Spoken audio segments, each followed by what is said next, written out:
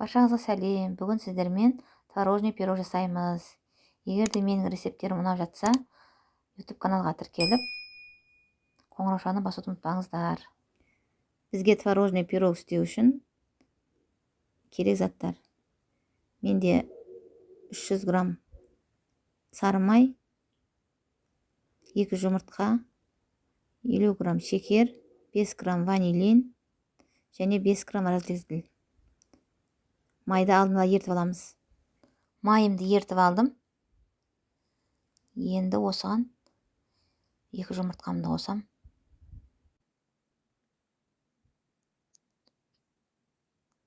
Араластырып. Май мен жұмыртқам бір-бірімен араласқаннан кейін жақсылап араластыру керек.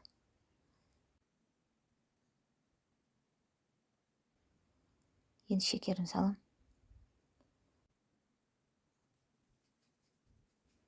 Бұны жақсылап араластырып аламыз.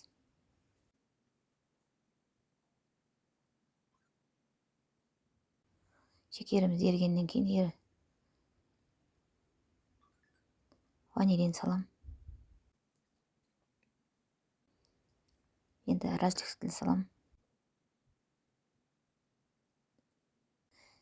Менде пачкада 5 миллиграмм, сондықтан бәрін салдым. Жақсылап араластырамыз. Оның менде алдын ала електен өткізіліп алынған.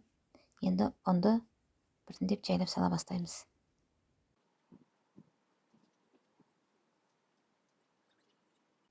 Он менде 200 миллиграмм. Негізі көз мөлшермен жасаса да болады. Қамыр жұмсақ болу керек. Мен қазір илеп атқан кезде көрсетем қалай болатынын.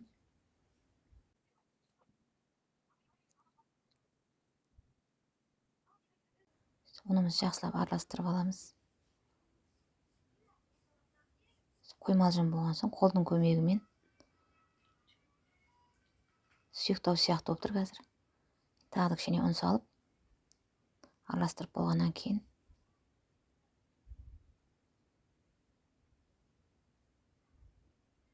енді қоюлана бастады.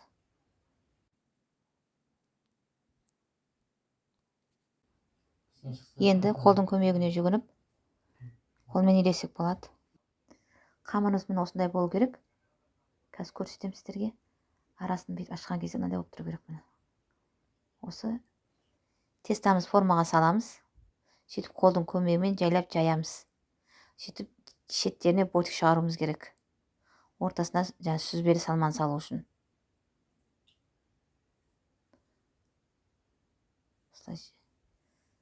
Шеттеріне жақындатамыз. Қолдың көмегімен шетіне қарай жайып, формамыздың шетіне қарай бортиктер шығарамыз.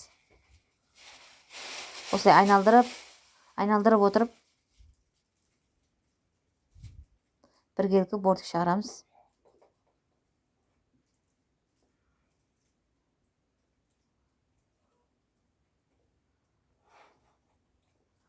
Осындай бортик болу керек. Сосын ішіне салмамыз саламыз дайындап. Пирогты салмасына маған творог 500 грамм творог керек. 100 грамм шекер керек. 2 ас қасық қаймақ керек, 2 жұмыртқа керек. Творогымызға шекер саламыз.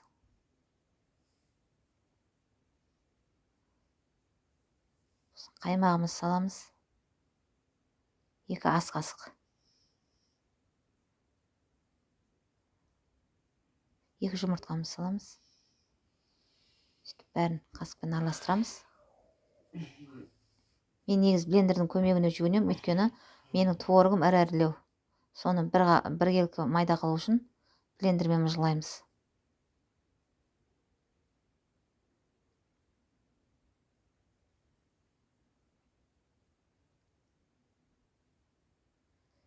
Егерде творогтарыңыз майда болса, ірі болмай, былайша блендерінде қажет жоқ, араластырып салса болады.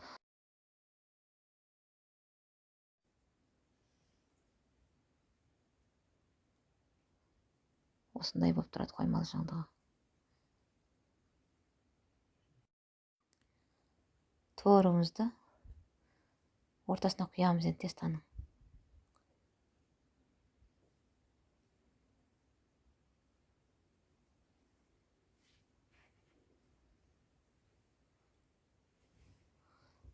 Творог әзір тестадан пәсте ұқсап көрінеді, бірақ кейін көтерілген кезде біркелкі болады. Тестамен бірдей болып тұрады. Піскен кезде деңгейі, творог пен тестаның деңгейі бірдей болады. Шамалы шайқап ырғаймыз да пешімізге саламыз. 180 градуста 35 минутқа сабаламыз. Творожный пирогымыз пісті, пештен алдық. Қып-қызыл боп. Енді суыған соң сіздерге кесіп көрсетемін. Сырт жағын шешеміз қазір форманың.